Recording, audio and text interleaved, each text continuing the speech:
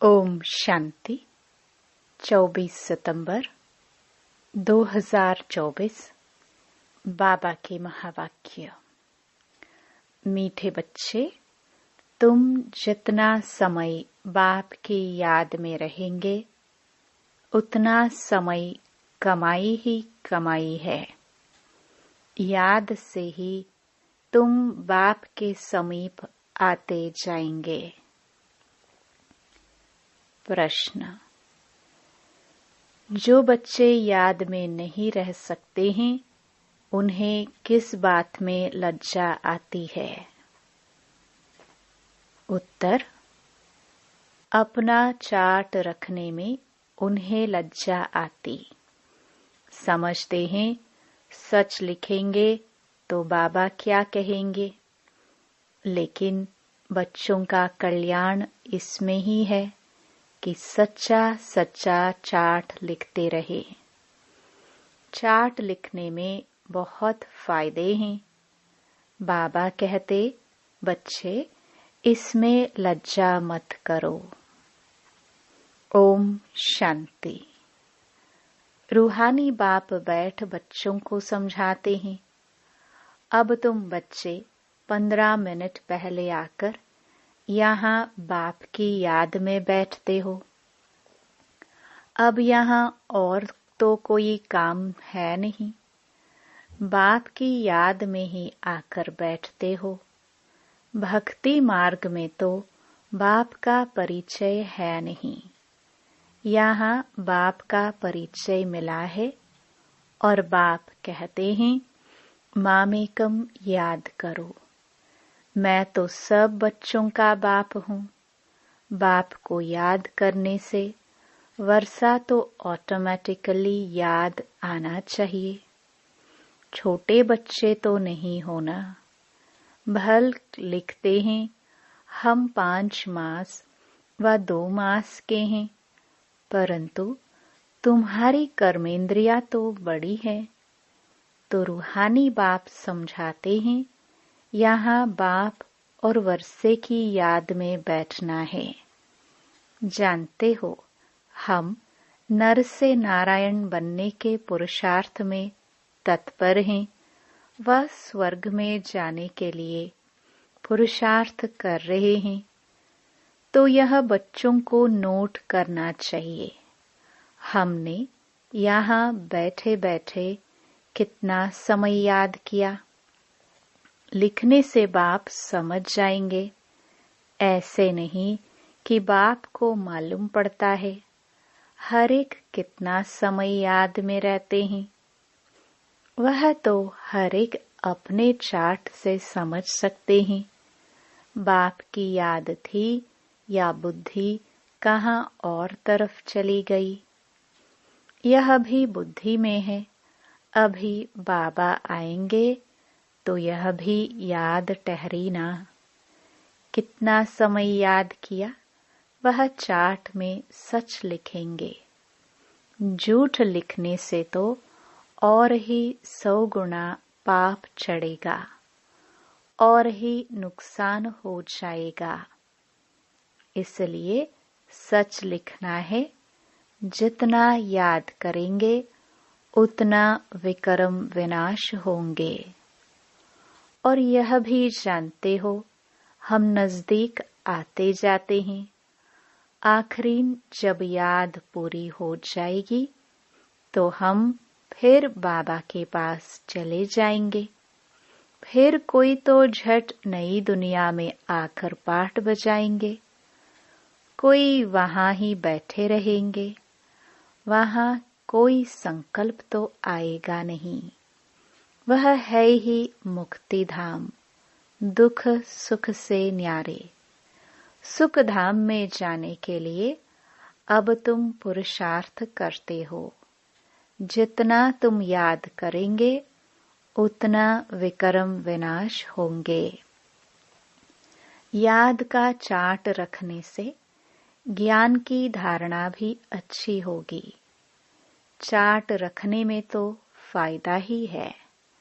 बाबा जानते हैं याद में न रहने कारण लिखने में लज्जा आती है। बाबा क्या कहेंगे मुरली में सुना देंगे।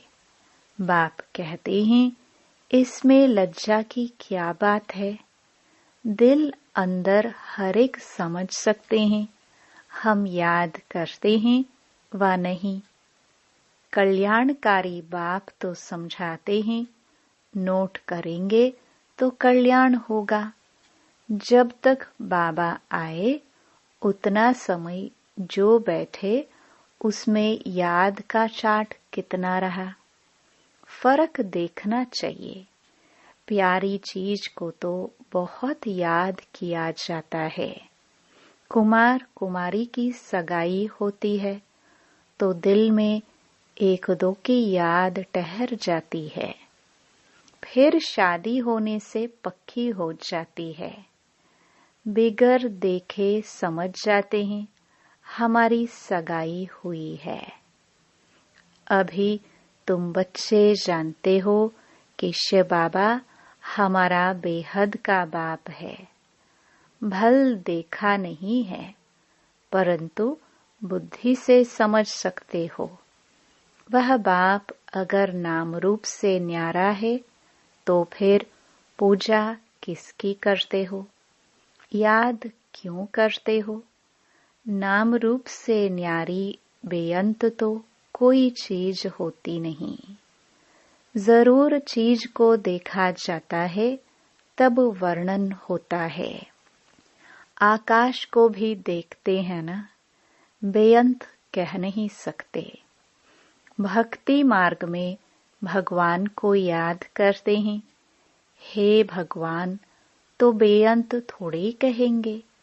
हे भगवान कहने से तो झट उनकी याद आती है तो जरूर कोई चीज है।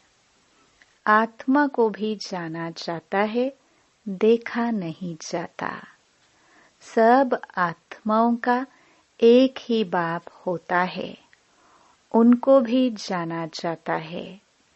तुम बच्चे जानते हो, बाप आकर पढ़ाते भी हैं। आगे यह मालूम नहीं था कि पढ़ाते भी हैं। श्री कृष्ण का नाम डाल दिया है। श्री कृष्ण तो इन आंखों से देखने में आता है। उनके लिए तो बेअंत नाम रूप से न्यारा कह न सके।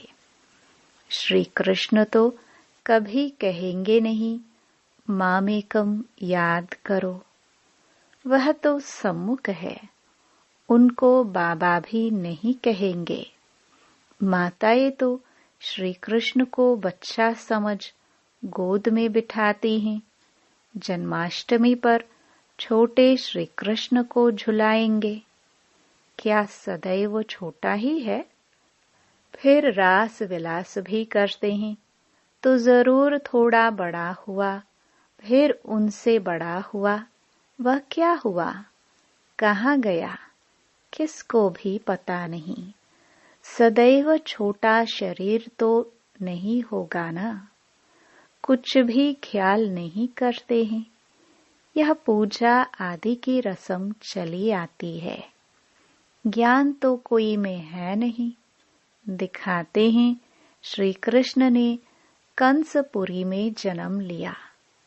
अब कंसपुरी की तो बात ही नहीं, कोई का भी विचार नहीं चलता। भक्त लोग तो कहेंगे श्री कृष्ण हजीरा हजूर है। फिर उनको स्नान भी कराते हैं, खिलाते भी हैं। अब वह खाता तो नहीं, रखते हैं मूर्ति के सामने और खुद खा लेते हैं। यह भी भक्ति मार्ग हुआ ना। श्रीनाथ जी पर इतना भोग लगाते हैं, वह तो खाता नहीं, खुद खा जाते हैं। देवियों की पूजा में भी ऐसे करते हैं, खुद ही देवियां बनाते हैं, उनकी पूजा आदि कर फिर डुबो देते हैं। जेवरात आदि उतार कर डुबोते हैं। फिर वहां तो बहुत रहते हैं। जिसको जो हाथ में आया वह उठा लेते हैं। देवियों की ही जास्ती पूजा होती है। लक्ष्मी और दुर्गा दोनों की मूर्तियां बनाते हैं। बड़ी मम्मा भी यहाँ बैठी है ना, जिसको ब्रह्मपुत्रा भी कहते हैं। समझेंगे ना कि इस जन्म और भविष्य के रूप की पूजा कर रहे हैं। कितना वंडरफुल ड्रामा है। ऐसी ऐसी बातें शास्त्रों में आ ना सके। यह है प्रैक्टिकल एक्टिविटी। तुम बच्चों को अब ज्ञान है, समझते हो। सबसे जास्ती चित्र बनाए हैं आत्माओं के। जब रुद्र यज्ञ रचते हैं तो लाखों सालिग्राम बनाते हैं। देवियों के कब लाखों चित्र नहीं बनाएंगे। वह तो जितने पुजारी होंगे उतनी देवियां बनाते होंगे। वह तो एक ही टाइम पर लाख सालिग्राम बनाते हैं। उनका कोई फिक्स दिन नहीं होता है, कोई मुहूर्त आदि नहीं होता है। जैसे देवियों की पूजा फिक्स टाइम पर होती है। सेठ लोगों को तो जब ख्याल में आएगा कि रुद्र या सालिग्राम रचे तो ब्राह्मण बुलाएंगे। रुद्र कहा जाता है एक बाप को। फिर उनके साथ ढेर सालिग्राम बनाते हैं। वो सेठ लोग कहते हैं इतने सालिग्राम बनाओ। उनकी तिथि तारीख कोई मुकर्रर नहीं होती। ऐसे भी नहीं कि शिव जयंती पर ही रुद्र पूजा करते हैं। नहीं, अक्सर करके शुभ दिन बृहस्पति को ही रखते हैं। दीपमाला पर लक्ष्मी का चित्र थाली में रखकर उनकी पूजा करते हैं, फिर रख देते हैं। वह है महालक्ष्मी। युगल है ना। मनुष्य इन बातों को जानते नहीं। लक्ष्मी को पैसे कहाँ से मिलेंगे? युगल तो चाहिए ना। तो यह लक्ष्मी नारायण युगल हैं। नाम फिर महालक्ष्मी रख देते हैं। देविया कब हुई, महालक्ष्मी कब होकर गई, यह सब बातें मनुष्य नहीं जानते हैं। तुमको अब बाप बैठ समझाते हैं। तुम्हारे में भी सबको एक रस धारणा नहीं होती है। बाबा इतना सब समझाकर फिर भी कहते शिव बाबा याद है, वर्षा याद है। मूल बात है यह। भक्ति मार्ग में कितना पैसा वेस्ट करते हैं। यहाँ तुम्हारी पाई भी वेस्ट नहीं होती है। तुम सर्विस करते हो सॉल्वेंट बनाने के लिए। भक्ति मार्ग में तो बहुत पैसे खर्च करते हैं, इनसॉल्वेंट बन पड़ते हैं। सब मिट्टी में मिल जाता है। कितना फर्क है। इस समय जो कुछ करते हैं वह ईश्वरीय सर्विस में शिव बाबा को देते हैं। शिव बाबा तो खाते नहीं है, खाते तुम हो। तुम ब्राह्मण बीच में ट्रस्टी हो, ब्रह्मा को नहीं देते हो। तुम शिव बाबा को देते हो। कहते हैं बाबा आपके लिए धोती कमीज लाई है। बाबा कहते हैं इनको देने से तुम्हारा कुछ भी जमा नहीं होगा।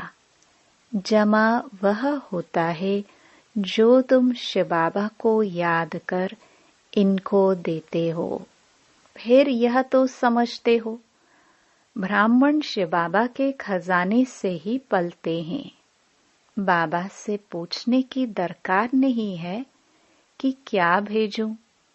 यह तो लेंगे नहीं, तुम्हारा जमा ही नहीं होगा।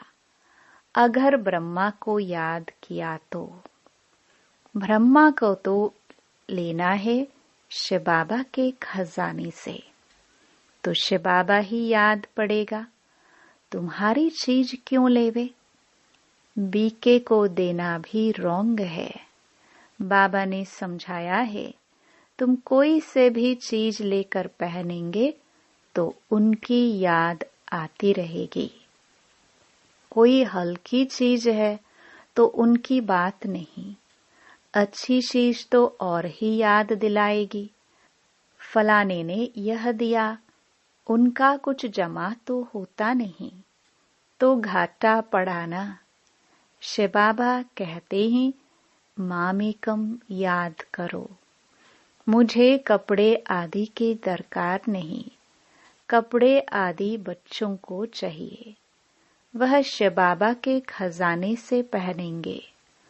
मुझे तो अपना शरीर है नहीं, यह तो शिव बाबा के खजाने से लेने के हकदार हैं। राजाई के भी हकदार हैं। बाबा के घर में ही बच्चे खाते पीते हैं ना। तुम भी सर्विस करते, कमाई करते रहते हो। जितनी सर्विस बहुत, उतनी बहुत कमाई होगी। खाएंगे पिएंगे शिव बाबा के भंडारे से। उनको नहीं देंगे तो जमा ही नहीं होगा। शिव बाबा को ही देना होता है। बाबा आपसे भविष्य 21 जन्मों के लिए पद्मा पद्मपति बनेंगे। पैसे तो खत्म हो जाएंगे, इसलिए समर्थ को हम दे देते हैं। बाप समर्थ है ना, 21 जन्मों के लिए वह देते हैं। इनडायरेक्ट भी ईश्वर अर्थ देते हैं ना। इनडायरेक्ट में इतना समर्थ नहीं है। अभी तो बहुत समर्थ हैं, क्योंकि सम्मुख है। वर्ल्ड ऑलमाइटी अथॉरिटी इस समय के लिए है। ईश्वर अर्थ कुछ दान पुण्य करते हैं तो अल्पकाल के लिए कुछ मिल जाता है। यहाँ तो बाप तुमको समझाते हैं, मैं सम्मुख हूँ, मैं ही देने वाला हूँ। इसने भी शिव बाबा को सब कुछ देकर सारे विश्व की बादशाही ले ली ना। यह भी जानते हो, इस व्यक्त का ही अव्यक्त रूप में साक्षात्कार होता है। इनमें शिव बाबा आकर बच्चों से बात करते हैं। कभी भी यह ख्याल नहीं करना चाहिए हम मनुष्य से लेवे। बोलो शिव बाबा के भंडारे में भेज दो। इनको देने से तो कुछ नहीं मिलेगा और ही घाटा पड़ जाएगा। गरीब होंगे, करके 3-4 रुपए की कोई चीज तुमको देंगे। इनसे तो शिव बाबा के भंडारे में डालने से पद्म हो जाएगा। अपने को घाटा थोड़े डालना है। पूजा अक्सर देवियों की ही होती है, क्योंकि तुम देविया ही खास निमित्त बनती हो ज्ञान देने के। भल गोप भी समझाते हैं, परंतु अक्सर करके तो माताएं ही ब्राह्मणी बन रास्ता बताती हैं। इसलिए देवियों का नाम जास्ती है। देवियों की बहुत पूजा होती है। यह भी तुम बच्चे समझते हो।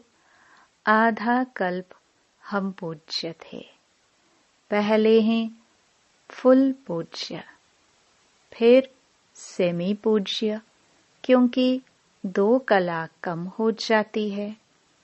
राम की डायनेस्टी कहेंगे त्रेता में।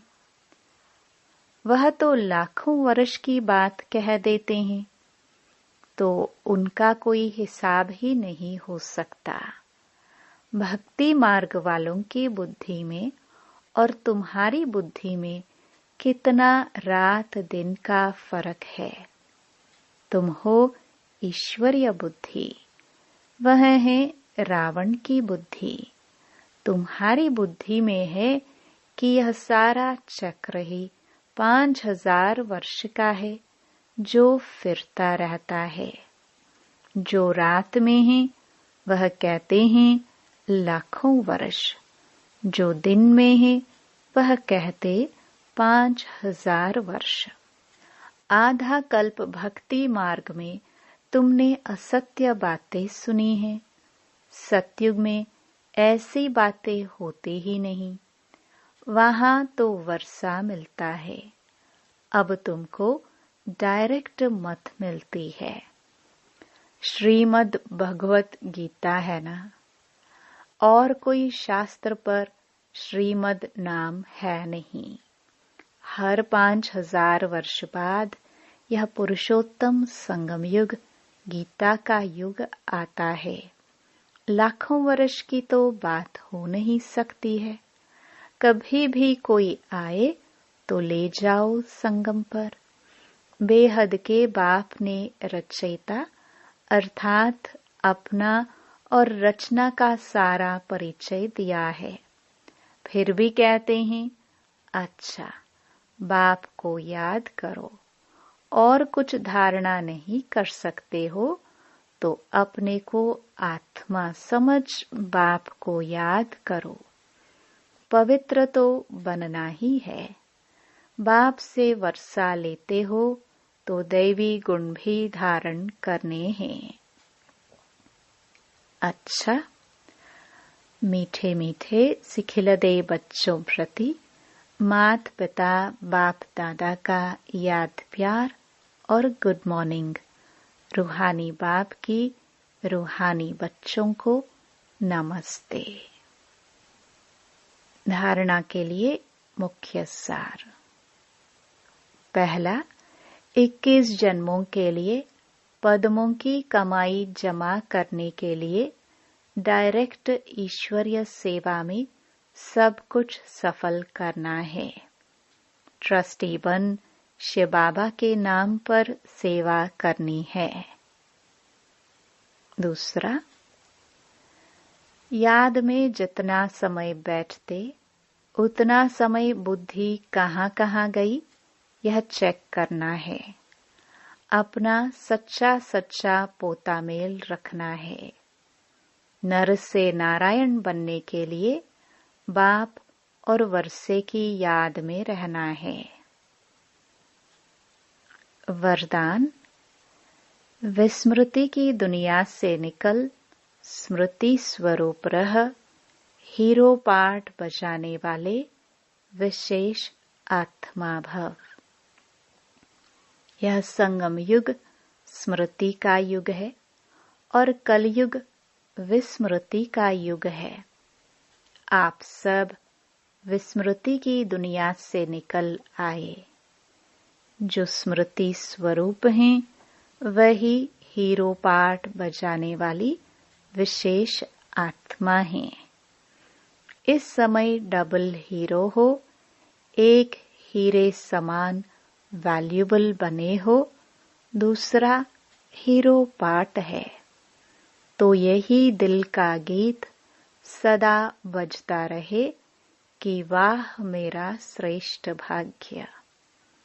जैसे देह का ऑक्यूपेशन याद रहता है, ऐसे ये अविनाशी ऑक्यूपेशन की मैं श्रेष्ठ आत्मा हूँ याद रहे, तब कहेंगे विशेष आत्मा।